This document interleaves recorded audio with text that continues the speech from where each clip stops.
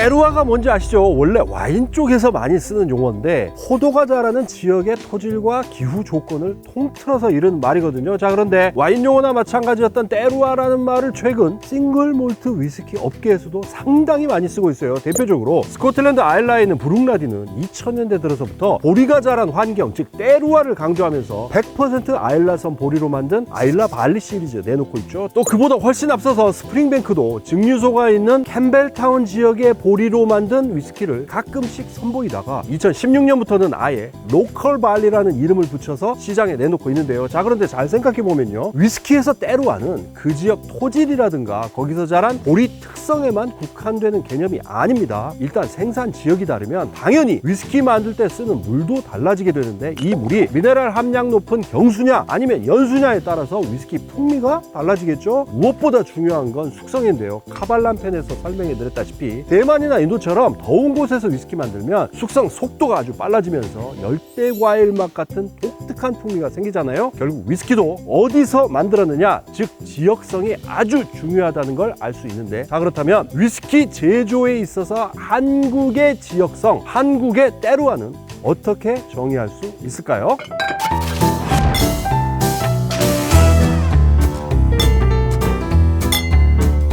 술이 있어 즐거운 세상, 주라기월드. 저는 주류탐험가 조승원이고요. 오늘은 한국 최초의 싱글몰트 위스키 기원을 만드는 쓰리 소사이어티스 증류소를 찾아왔는데요. 2020년 창업 이후부터 한국적이고 한국스럽고 또 한국다운 싱글몰트 위스키를 생산하기 위해 노력해온 쓰리 소사이어티에서 이번에 드디어 우리나라 메가와 우리나라 효모를 쓰고 거기에 우리나라 참나무로 만든 오크통에서 숙성까지 시킨 그야말로 100% 한국 위스키인 기원 한국 배치를 내놓는다고 하는데요. 정식 출시에 앞서서 이 제품 어떻게 만드는지 살펴보고 또 미리 맛도 좀 보려고 합니다. 자, 그럼 증류소로 바로 들어가 보겠습니다.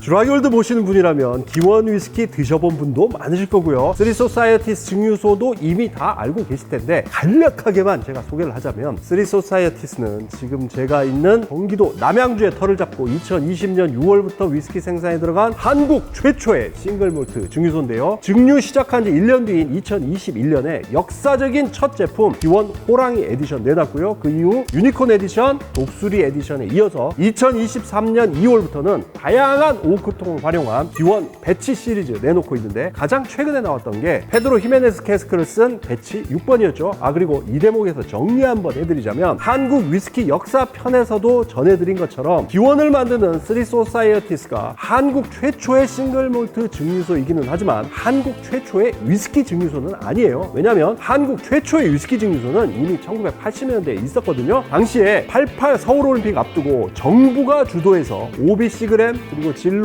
그리고 백화양조에 제조 면허를 주고 위스키 만들게 했다는 얘기 이미 전해드렸죠. 근데 그때는 국내에서 만든 몰트와 그레인 위스키에다가 수입 위스키 원액을 넣고 심지어 주전까지 섞어서 제품을 만들었거든요. 이런 역사 때문에 쓰리 소사이어티에서 2021년에 출시한 기원 위스키가 한국 최초의 싱글몰트 위스키라는 타이틀을 얻게 된 겁니다. 이제부터는 생산 공정 살펴보면서 100% 한국 위스키인 기원 한국 배치가 어떻게 탄생했는지 알아볼까 하는데, 제가 먼저 들른 곳은 몰트가 저장된 곳입니다. 사실 쓰리 소사이어티에서 쓰는 몰트의 99%는 스코틀랜드에서 가져온 건데요. 이거는 사실 일본이나 대만 증류소도 다 마찬가지입니다. 대부분 다 수입 몰트 쓰거든요. 보니까 쓰리 소사이어티에서는 스코틀랜드 크리스프 회사에서 만든 몰트를 주로 쓰고 있던데, 여기가요 심슨스나 베어스와 더불어서 스코틀랜드에서 정말 몇 손가락 안에 드는 그런 유명한 몰트 회사거든요. 글렌리백 같은 것도 이 회사 몰트 쓰는 걸로 알려져 있는데, 근데 아마 이 대목에서 아니 우리나라에도 보리가 이렇게 많은데 왜 몰트를 수입해서 쓰지 하실 분 있으실 텐데, 뭐 여러 가지 이유가 있지만 일단은 우리가 흔하게 보는 그 보리, 그러니까 쉽게 말해서 보리밥 지을 때 넣는 보리는 나달 형태로 따지면요 6줄 보리에 해당을 하는데, 이건 단백질 함량이 높고 전분 함량이 상대적으로 낮아서요 양조하는 분들이 그리 선호하지 않아요. 그래서 위스키 만들 때에는 이삭이 두 줄로 된 두 줄 보리, 흔히 말하는 맥주 보리를 주로 쓰게 되는데 이건 국내에서 재배하는 곳이 그동안 많지가 않았어요. 근데 최근에 전북 군산에서 기존의 6줄 보리보다 부가가치가 더 높은 두 줄 보리를 재배해서 아예 몰팅까지 해서 팔고 있거든요. 이렇게 군산에서 자란 맥주 양조용 두 줄 보리를 싹 틔워서 말린 군산 메가로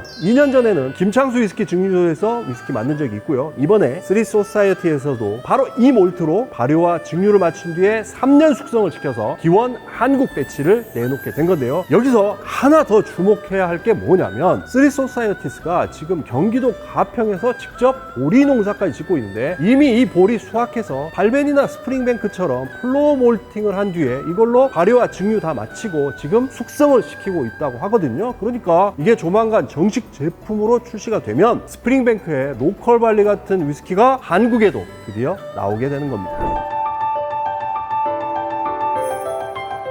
싱글몰트 위스키 어떻게 만드는지 그동안 주라기월드에서 여러 번 보여드렸죠. 먼저 몰트를 분쇄한 뒤에 당화제에 넣고 뜨거운 물과 섞어서 당화를 시키면 우리말로는 메가즙, 영어로는 워트라고 하는 달달한 액체가 나오는데요. 이 메가즙, 워트를 지금 보시는 이 발효조로 옮겨서 식힌 뒤에 효모 넣고 발효를 하거든요. 마침 오늘 아침에 당화를 해서 지금 발효가 한창 진행 중이라고 하는데, 자, 이렇게 효모가 열심히 메가즙 당분을 먹어치우면서 발효가 이루어지고 있는데요. 특히 이번에 한국 에디션 만들 때에는 효모도 우리나라 박사님이 개발한 토종 효모를 썼다고 하는데, 토종 메가에 어울리게 토종 효모까지 썼기 때문에 더 기대가 되는 것 같아요. 그리고 효모 얘기 나온 김에 기원 위스키 발효 공정의 특이점 알려드릴까 하는데요. 핵심은 발효 시간입니다. 예전에 설명해 드렸다시피 스코틀랜드에서는 보통 이틀에서 사흘 안에 발효를 끝내는 경우가 많고요. 만약에 평균 발효 시간이 100시간을 넘어가면요, 슈퍼 롱 퍼멘테이션, 그러니까 엄청나게 길게 발효한다 라고 호들갑을 떨거든요. 자, 그런데 기원 위스키는 여름철 기준으로 하면 발효 시간이 120시간에서 150시간에 달한다고 하니까 이 정도면요, 아란이나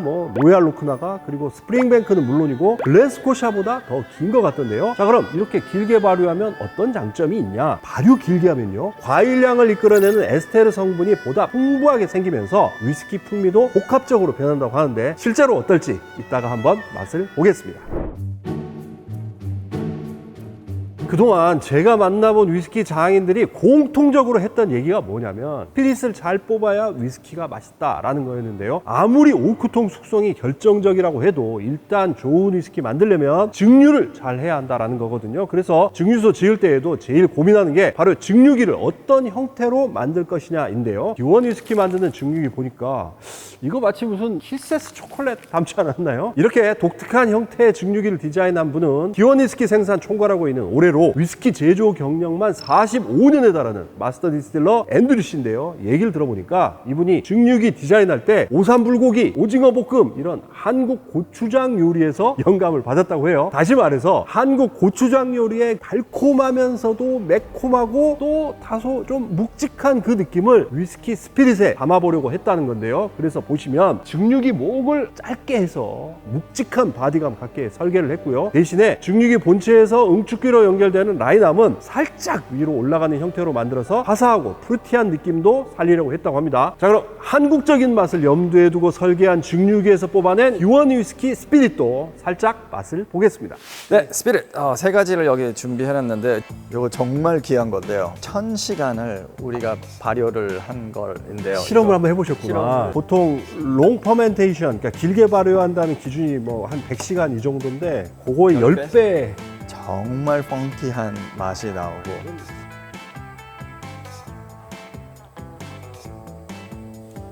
완전히 와우, 좀 독할 거예요. 바이주 같아요. 네. 중국 바이주. 근데 깔끔하고 다른 향이 많이 나와서 재밌어요. 그래서 뭐가 나올지 우리도 궁금해요. 일본 위스키가 세계적으로 각광받고 있는 요인 가운데 하나는 자기네 나라에서 많이 자라는 물참나무, 즉 미즈나라 캐스크를 적극적으로 활용하고 있기 때문인데요. 요즘에는 미즈나라뿐만 아니라 벚꽃나무, 사쿠라 캐스크도 많이 쓰더라고요. 자, 그렇다면 우리는 미즈나라 혹은 사쿠라 같은 그런 캐스크 없을까요? 네, 있습니다. 바로 흰갈나무와 떡갈나무인데요. 실제로 한국식품연구원 김태현 박사께서 몇 년 전부터 한반도에 자생하는 참나무 6가지를 놓고 이 중에 대체 어떤 게 증류주 숙성에 가장 적합한지 연구를 하셨는데 이 연구 결과를 보면요, 바닐라나 코코넛 오일 같은 풍미를 이끌어내는 오크락톤 성분이 가장 풍부한 게 신갈나무였고요. 그 다음이 떡갈나무였어요. 구체적으로 신갈나무 오크통에서는 시스 오크락톤 함량이 1리터당 0.50mg, 프랑스 오크락톤도 0.48mg에 달하는 걸로 나와서 위스키 숙성에 손색이 없는 걸로 나타났는데, 이런 걸 볼 때 앞으로 국내 주류 업체들도 적극적으로 신갈나무와 떡갈나무 오크통을 활용한 제품 개발에 나서야 하는 게 아닌가 싶거든요. 자, 아무튼 이번에 나온 기원 한국 배치 신갈나무 오크통과 떡갈나무 오크통에서 숙성한 두 가지 위스키를 함께 내놨기 때문에 풍미의 차이점 비교하기에 더할 나위 없이 좋을 것 같습니다. 지금까지 기원 한국 배치가 어떻게 탄생했는지를 공정별로 아주 세세히 살펴봤는데 드디어 맛을 봐야 합니다. 쓰리소사이어티스 증류소의 보스 고정한 대표님께서 직접 출격하셨는데, 안녕하세요. 저는 프리소사이티스 대표 도정한입니다. 반갑습니다. 이야,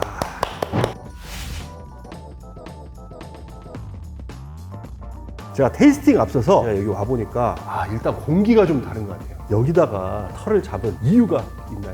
이 터 자체는 앤드루하고 저하고 한국 다 돌아다니면서 물 깨끗한 걸로 유명했는데 제가 그걸 알았고 겨울하고 여름의 날씨 그걸 같이 조합을 해서 빨리 숙성되는. 그래서 결국 기원이 한국의 사계절을 다 담아냈다, 뭐 이런 얘기를 듣고 있는 거죠? 네, 맞습니다. 한국 메가에 한국 효모를 쓰고 거기에 또 오크통도 100% 한국 위스키를 만들어내셨는데 특별한 계기가 있었습니다. 97년도에 들어왔는데요. 한국적인 거를 항상 만들려고 생각을 했었어요. 앤드루하고 많이 고민하면서 전반적으로 다 한국 걸로 했어요. 어려운 점도 있긴 있었는데 맛을 보니까 와, 한국적인 위스키를 만들었다. 도자기, 마감까지도 정말 한국적으로 만드셨어요. 제일 힘들었던 점, 어려웠던 점 뭐예요? 너무 많이 날라갔어요. 한국에 있는 천사들이 너무 목말라서 그랬는지 모르겠지만 너무 많이 가져갔어요. 이거 뭐 어떤 것부터 먼저? 떡갈나무로 먼저 하겠습니다. 떡갈나무? 네. 떡갈나무가 조금 더 빨간 걸로. 와, 어우 떨려요. 어우 떨려요. 오, 빛깔이, 색깔이 굉장히 예쁘게 나왔네요. 진짜. 장소의 힘인 것 같아요. 여기요. 네. 오, 향긋해요. 되게. 이거 뭐죠? 이게? 그게 미스터리가 제가 제일 재밌어요. 둘 다 이 묘한 게 정말 재밌어요. 괜히 생각을 그렇게 해서 그런지 몰라도 진짜 동양적인, 우리 한국적인 그런 네. 근데 그 뒤에 스파이스가 올라오는 게 굉장히 매력적인 스파이스예요.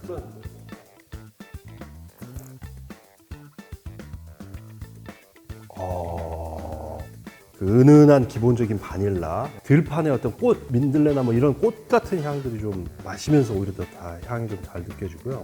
너티한 느낌이 분명히 있어요. 와, 근데 이거 진짜 3년 숙성한 거 맞아요? 우리도 좀 놀래긴 놀랐는데 이 한국 참나무에 미래가 있다. 미국 아니라면 영국에서 나오는 나무만 아니고 한국 나무에서 3년 안에 숙성해서 이렇게 나오면 정말 맛있어질 거예요.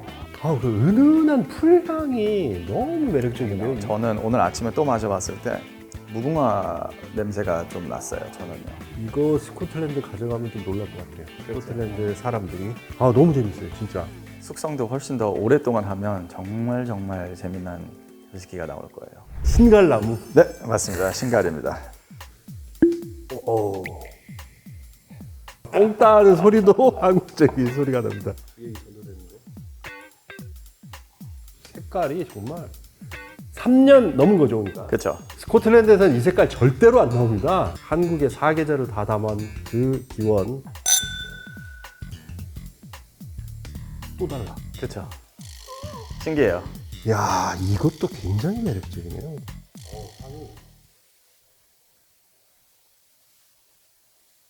떡갈에 비해서 신갈이 조금 더 펀치력이 있어요. 조금 더 스파이스가 강한 것 같고요. 우리가 고민했었어요. 신갈하고 떡갈하고 블렌딩 할까. 둘 다 너무 독특한 맛이 있어서. 굉장히 매력적입니다. 진짜 맛있네요.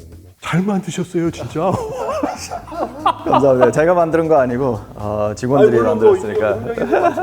제가 와서 보니까 한국적인 재미난 캐스크가 많더라고요. 제가 아까 전에 얘기한 것처럼 한국적인 위스키를 조금 더 전 세계에다 내세우고 싶어요. 그래서 한국 전통주 회사들하고 같이 콜라보를 많이 하고 있습니다. 저거는 복분자에 오래 숙성된 캐스크를 우리가 가지고 와서 우리가 채웠습니다. 한국의 쉐리가 될 거죠, 그게요. 여기 레드 페퍼, 홍고추 캐스크가 있더라고요. 저건 뭐예요? 고추를 거기다가 집어넣고 이 캐스크가 그 맛을 입히고 그 다음에 덤핑을 해서 일종의 홍고추 시즈닝 캐스크. 저 한 번 먹어봤는데 진짜 매워요.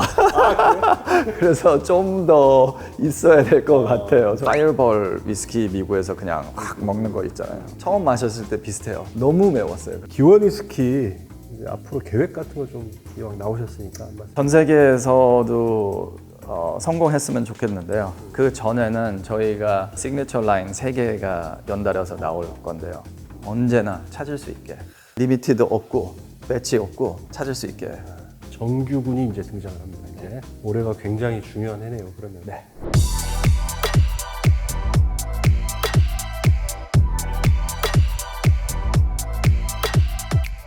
술이 있어 즐거운 세상 주라기 월드, 오늘도 마치기 전에 추천곡 있습니다. 오늘 이렇게 공기 좋고 물 맑은 곳에 와 보니까 문득 최고은 씨가 김사월, 곽푸른 하늘, 정우, 임지원 씨 등 여러 아티스트들과 함께 부른 우정의 정원으로 라는 노래가 떠올랐는데요. 정말 기분 좋은 노래이니까 사랑하는 사람과 함께 술 한잔 하면서 즐겨보시기 바랍니다.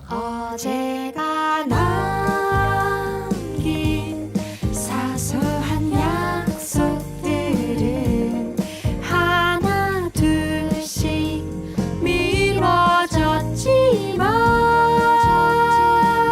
그럼 저는 기원 위스키로 만든 하이볼 한잔 하면서 다음 영상으로 다시 찾아뵙겠습니다. 야, 양이 진짜 많네요. 와.